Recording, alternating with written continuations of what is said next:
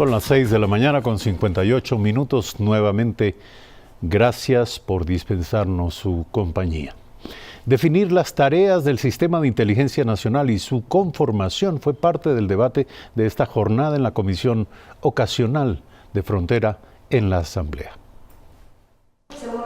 La comisión ocasional, creada a raíz de los conflictos ocurridos en la provincia de Esmeraldas, avanza en el tratamiento de las reformas a la Ley de Seguridad Pública. Este lunes abordaron la temática relacionada al sistema de inteligencia. Si hablamos de un sistema de inteligencia, nosotros tenemos que hablar de los subsistemas. ¿Quién la compone al sistema? Mario Pazmiño, asesor de la comisión y quien fuera director de inteligencia de la Fuerza Terrestre, expuso sus aportes sobre la orientación que deberían tener los organismos encargados de velar por la seguridad del Estado. Que le permita al Estado detectar riesgos y amenazas, así como también contribuir con su neutralización. Este es el concepto bajo el cual se está diseñando el Sistema Nacional de Inteligencia. Para los legisladores es indispensable desarticular el aparataje que operó a través de la CNAIN durante el correísmo. La famosa CNAIN pase a ser a una dirección nacional que articule el trabajo de todas aquellas entidades y dependencias de seguridad pública que hacen esta tarea. Y establecer un nuevo sistema que sea autónomo de los poderes políticos. Desde esa perspectiva vamos a alcanzar unos niveles de coordinación eficaz, eficientes, que nos posibiliten tener unas reacciones adecuadas en los tiempos reales. Se espera que en el transcurso de los próximos días la comisión tenga listo el informe para primer debate del proyecto de reformas a la Ley de Seguridad Pública. Alexis Moncayo, Telediario. 7 de la mañana en punto. César Litardo, asambleísta por la provincia de Los Ríos, integrante de la Comisión de Soberanía Alimentaria y Desarrollo del Sector Agropecuario y Pesquero, coordinador del bloque de AP en la Asamblea Nacional, se encuentra esta mañana aquí con nosotros. Buen día, gracias por aceptar la invitación, pero nuestro invitado es al mismo tiempo quien encabeza la comisión especial de la Asamblea que estudia el caso Gabela, y queremos iniciar por allí.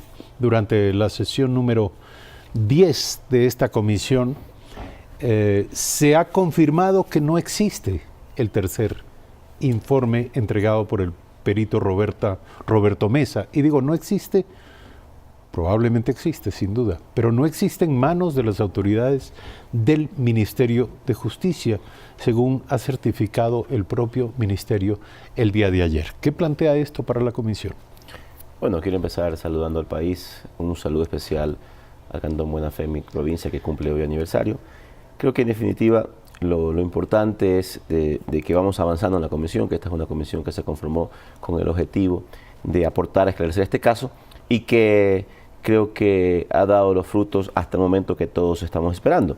En definitiva, la confirmación de no existencia de este tercer informe va a darle a este caso varias interrogantes en torno al mismo. Primero, seguramente insistir en que quién y en qué momento extravió el documento dentro de la cadena de custodia en el Ministerio de Justicia. Entendamos que esto no es un tema que puede quedar así por así. Creo que hay dentro del Ministerio como tal responsables que tenían que tener la custodia del documento como tal en ese momento. Hemos tenido ayer una comparecencia de un representante de este ministerio en ese tiempo que afirma que firmó el acta de entrega de recepción de estos documentos solamente por una disposición verbal, sin ver los mismos. O sea, van dejando dudas de cómo se pudo proceder en este caso y que dan a entender de que no hubo un manejo adecuado del mismo. Esto nos va a permitir en este momento de que nosotros, ya con la predisposición que ha manifestado el presidente de la República, de hacer una planificación. Hoy vamos a tener una reunión de planificación entre el Ministerio de Justicia actual, el Ministerio de la Política y nosotros para coordinar la venida del perito Mesa al país la próxima semana y ver los mecanismos para que el perito Mesa pueda reconstruir estos documentos que faltan y con eso aportar a esclarecer este caso en el país. Sin embargo, todavía debe dilucidarse el tema de la desaparición del documento. ¿En qué medida esto ya escala al nivel de los ministros que fueron parte de la comisión interinstitucional que ordenó la elaboración del documento y se supone recibió finalmente este producto?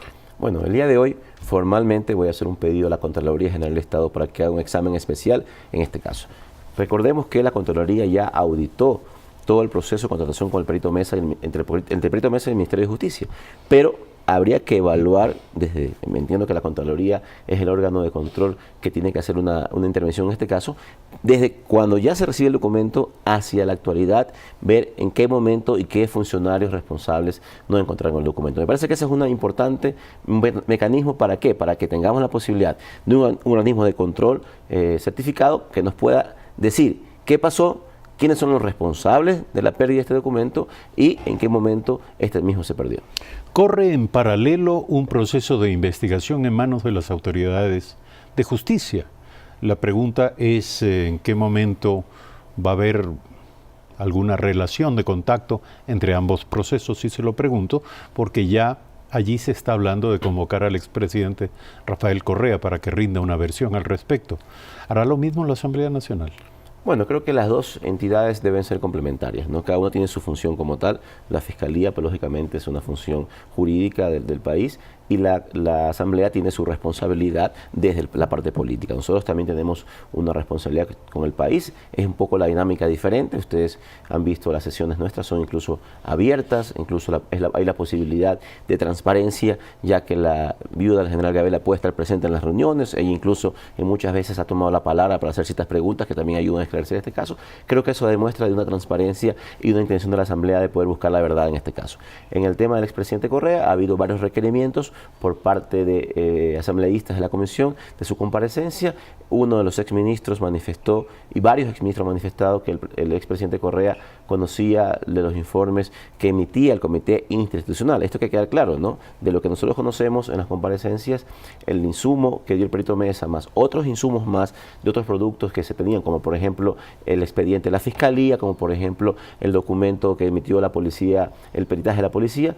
Hicieron varios documentos que concluyó en un informe final del comité. Es decir, que el presidente Rafael Correa no es que recibió los informes del perito Mesa, sino que recibió un informe del comité como tal, y ese lo conoció. Entonces hay que... Pero ese informe del comité contenía el tercer producto. Debería contener parte, no sabemos, porque nunca no tenemos ese documento como tal, pero seguramente tiene insumos de este documento como tal, del tercer producto, y que aportaron a que se dé el informe como tal. Ese documento, pues como lo conoció el expresidente Correa, seguramente es importante que su comparecencia nos diga qué fue lo que conoció y qué información recibió. Puntualmente, ¿qué se le va a pedir al perito Mesa? ¿Se le va a pedir que él reproduzca el tercer informe?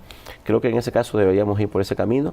Él ha manifestado su intención de hacerlo, y seguramente tendrá que tomar también los insumos que pueda tener todavía el Ministerio de Justicia en el caso que existan. Así que eso es un tema que lo vamos a planificar el día de hoy, pero en definitiva su presencia en el país es importante por dos aspectos, como mencionaba. El primer aspecto, el hecho de que él pueda venir también a contar su versión una vez que ya se ha levantado el sigilo, una vez que ya se han desclasificado los documentos. El presidente de la República ha solicitado que se tomen esas acciones, y la segunda, buscar los mecanismos para que se puedan reconstruir los documentos que falten. Nuestro invitado en esta mañana, César Litardo, asambleísta por la provincia de Los Ríos, integrante de la Comisión de Soberanía Alimentaria y Desarrollo del Sector Agropecuario y Pesquero. Hoy martes, la Asamblea debatirá el veto del Ejecutivo a la Ley de Fomento Productivo. La Comisión de Desarrollo aprobó por 9 votos a favor y 2 abstenciones hace una semana el informe vinculante sobre este veto parcial. Pero hay consenso dentro de la Comisión y finalmente en la Asamblea. ¿Qué perciben ustedes para allanarse a las objeciones del Ejecutivo en temas que resultan claves, como la remisión o amnistía tributaria y los incentivos para la atracción de inversiones?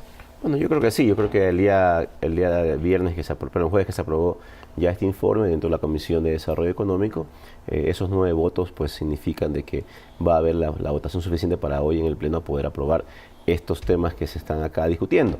El 60% del veto fue acogido por parte de la Comisión, en vista de que en su gran parte estas observaciones que se hacían eran de forma, mejoraban la redacción, mejoraban algunos contenidos dentro de la ley como tal para que sean más entendibles, y el resto pues las otras premisas que se ratificaron, es decir, que se ratificaba el texto original de la ley, pues también tienen premisas importantes para el país, ¿no? Por ejemplo, entre lo que se ratifica que existan tasas preferenciales para el sector agrícola, para el sector ganadero, que eso es un tema que el Ejecutivo estaba vetando. Me parece que la Comisión ha tomado una muy buena decisión, ya que este sector es importante para el país, darle tasas preferenciales al sector agrícola como tal. También tasas preferenciales ¿De qué?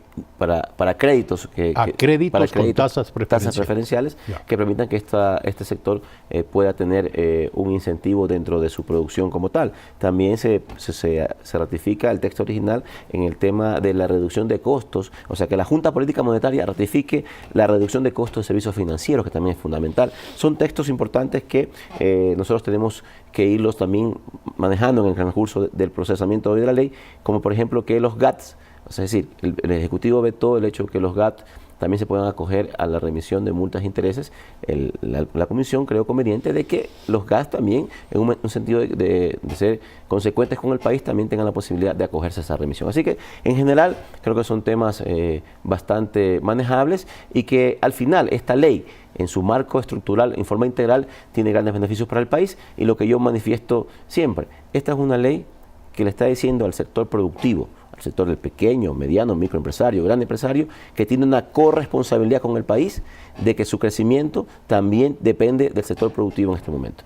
Eso es importante. Ahora, decir. En el segundo alcance de la objeción enviada el 24 de junio por el presidente Lenín Moreno, se incorpora además la obligación del Estado para establecer mecanismos de arbitraje nacional e internacional, 3 fórmulas, entiendo yo, un arbitraje local, un arbitraje regional y un arbitraje más allá de la región, para resolver conflictos y diferencias entre privados y el Estado ecuatoriano en contratos, cuando existan conflictos, y en contratos de inversión mayores a $10 millones. ¿Hay acuerdo en torno a este punto? Yo creo que sí, creo que esto va a pasar. En definitiva, los inversionistas siempre buscan tener la posibilidad de tener garantías al momento de hacer su inversión, y hay que darle a ellos también la posibilidad de que en estos arbitrajes se pueda tener, en el caso que haya conflictos, no esperemos que las inversiones que vengan al país no tengan conflictos al final, que se cumplan a cabalidad, pero en el caso que existan estos conflictos, que haya la posibilidad de un arbitraje internacional, me parece que es fundamental. Así que en ese sentido creo que son temas, como decía,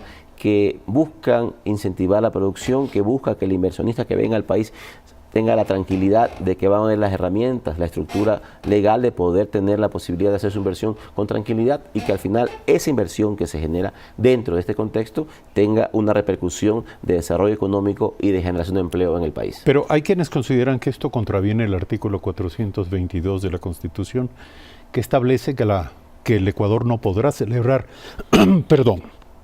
tratados o instrumentos internacionales en los que se da jurisdicción a instancias de arbitraje internacional. Ciertamente, otros analistas afirman que esto es aplicable para tratados, no para convenios de inversión. ¿Qué posición prevalece en la Asamblea? Bueno, básicamente esto, recordemos que habla de contratos que se realizan entre un privado y el Estado. Creo que eso es fundamental también decirle. El artículo que usted menciona de la Constitución incluso está haciendo en este momento, se ha hecho una consulta a la Corte Constitucional para que también aclare y amplíe este contenido de este artículo, pero en definitiva, como está expresado el artículo en la Constitución, habla de tratados. Creo que esto es claro, habla en función de acuerdos de inversión que exista en términos de inversionistas privados con el Estado o entre privados como tal. Así que, como decía, insisto, esto lo que busca es darle al inversionista extranjero la posibilidad de tener una seguridad jurídica para que pueda su inversión estar en el país en buenas manos. Otro aspecto que ha generado debate tiene que ver con la deuda pública. El presidente planteó en el proyecto de ley reducir a 0 el déficit presupuestario, de manera que los ingresos sean suficientes para cubrir los gastos, sin tomar en cuenta el pago de intereses sobre los empréstitos internacionales hasta el año 2021 como plazo. Pero en ese periodo no habría un límite de endeudamiento. Mientras esto corre, no hay límite de endeudamiento, y algunos están viendo esto como una oportunidad, una puerta abierta para que el gobierno se endeude en este mismo plazo. ¿Existe o existirá acuerdo, consenso en torno a este tema? Sí creo, no creo que ya en la primera parte que se votó, ya se votó sobre el tema. Incluso el veto del presidente mejora la redacción del documento como tal, la ley original. El texto del presidente incluso es mucho más específico de qué se considera gasto y qué no. Eso ha permitido también tener un poco más de claridad en este tema. Pero lo importante en este caso es que este plan o este proyecto de ley que establece un proyecto de sostenimiento fiscal va a garantizar que en 3 años la economía del país se estabilice. Eso es fundamental. Y también hay que decir una realidad. Se dice muchas veces que se quiere satanizar la deuda. La deuda en sí no es mala como tal. Es mala cuando se la aplica mal, es mala cuando se hace una mala deuda, cuando se contrata una deuda con unas tasas muy altas de interés. En ese contexto es mala. Pero la ley regula ese tema y establece también que la deuda que el gobierno puede asumir en estos años tiene que ser netamente para inversión social. No puede ser para gasto corriente, no puede ser para una inversión que no tenga ese funcionamiento de gasto social. Y con la reducción del tamaño del Estado que se está planteando en este momento y con la correlación que hace la empresa privada de poder a través de la inversión nueva, generando espacios de trabajo, se plantea una estabilización del gobierno. Pero ¿cuál es el monto, permítame saber, cuál es el monto de la deuda que circula entre los asambleístas? Es un tema que todavía no está tan definido, creo que es un tema que todavía entre lo que la Contraloría... Pero se habla del 46% o quizá más. Pero lo importante es que en 3 años, por ley, ahora sí, se establece de que tiene que ser el 40% de acuerdo a lo que dice la Constitución. Sin embargo, sigue en vigencia el Código de Planificación y Finanzas Públicas que ordenaba que la deuda no supere el 40%. Es decir, mientras no se modifique este marco legal, seguirá siendo violentada la ley. Bueno, creo que esta ley un poco entra a regular ese tema. Ahí hay unas discusiones entre algunos analistas que hablan de qué si es deuda, qué no es deuda. Un poco lo que digo es que esta ley establece y clarifica más ese tema y que nos garantiza que hay un marco jurídico para que en 3 años el Estado tenga la obligatoriedad de no pasarse el 40% de su deuda dentro del Estado como tal y estabilizar la economía. ¿Cuándo piensa usted que será definitivamente aprobado? El día de hoy creo que será aprobado, creo que tenemos un compromiso con el país, los sectores productivos están esperando pacientemente esta ley, aquí hay incentivos y beneficios para el sector productivo, para el sector agrícola, para el sector microempresarial, creo que son fundamentales estas herramientas para poder generar desarrollo en el Ecuador. Recordemos, solo quiero hacer un hincapié en algo, recordemos que el tamaño del Estado en un momento dado, por su crecimiento como tal, fue importante, pero que en este momento la economía del país ya no es la misma que antes y tal vez no se preveyó que ese tamaño del Estado que iba a crecer necesitaba recursos para mantenerse, para su funcionamiento como tal. Por eso que esta ley busca que esa reducción que se pueda generar en el tamaño del Estado tenga una correlación desde el sector productivo y que el sector productivo tenga la corresponsabilidad del crecimiento, del desarrollo económico del país. 7 de la mañana, 16 minutos. Gracias por aceptar la invitación a Primera Impresión. César Litardo, asambleísta por la provincia de Los Ríos, integrante de la Comisión de Soberanía Alimentaria y Desarrollo del Sector Agropecuario y Pesquero. Se esperaría entonces, dentro de muy poco tiempo, la aprobación de la Ley de Fomento Productivo. Hacemos un brevísimo corte, regresamos.